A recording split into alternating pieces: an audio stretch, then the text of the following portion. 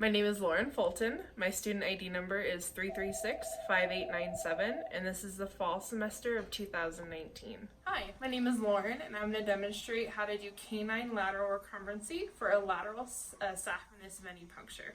So what I'm going to do is I'm going to show you how to safely handle the dog. So first of all, I'm going to safely get them on their side. So lateral is side. So what I'm going to do is I'm going to slightly push his butt down just to kind of encourage him to sit. I'm going to bring his front legs forward, and I'm going to grab the legs that are closest to me, flipping him on his side. So lateral. Recumbency means laying down, so he is laying down on his side right now. So for this puncture, I can't keep holding his back leg that's closest to the mat. So I'm going to grab his top leg, and I'm going to occlude right above his stifle, and I'm going to start from the back and work my way forward until there's even pressure. What this will do is it'll make his vein stand up, so my other tech here can feel for his vein, and if it's popping up and if I'm occluding it the way it should, she should be able to feel it right away. And that is how to do this venipuncture. So to safely let the animal get up, I'm going to let go of his legs, keeping a hold of his head, so in case he decides to bite.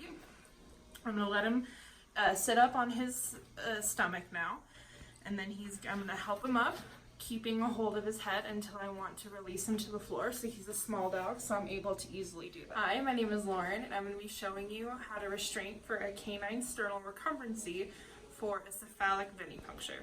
So my wonderful dog here, I'm going to gently help him sit down.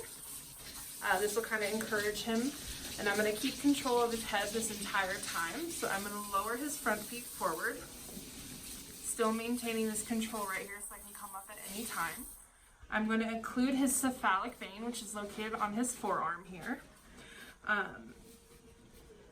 And he is right now he is in sternal, which means he is on his sternum. And he is in recumbency, which means he's laying down on his sternum. So to properly occlude this vein, I'm going to hold off at right where his elbow joint is. So I'm going to hold off right there so someone can feel a vein right here and puncture adequately. Well, he's struggling a little bit right now, but I'm trying to keep control of his head and his arm. And that is how you do a restraint for canine sternal recumbency. So in order to let him up safely, I'm going to keep control of his head still, help him into a sitting position, and then I'm going to proceed to release him to the ground. He is a small dog, so this is a lot easier. Hi, my name is Lauren, and I'm going to demonstrate a feline lateral recumbency for a medial saphenous venipuncture. So, in order to safely handle my cat, this is a very good one, but if he wasn't, you'd want to keep him scruffed the entire time. He's already sitting, but if not, I was going to help him sit down by pushing gently on his back legs. I am then going to do a scooping motion, which will get his back legs out, and I'm going to stretch him out along my arm as far as I can. So he is now lateral, which means he is on his side, and he is now recumbent, which means he is laying down.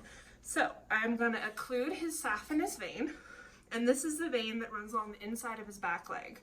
My assistant is now going to pull out his leg, and she would then proceed to put alcohol down and feel for the vein. If she can palpate it, it means I am occluding the vein. I would occlude the vein at the top of his leg and push gently down. It doesn't take much pressure for it to pop up. After she has felt the vein, I'm going to pop him back up. So I'm going to gently help him.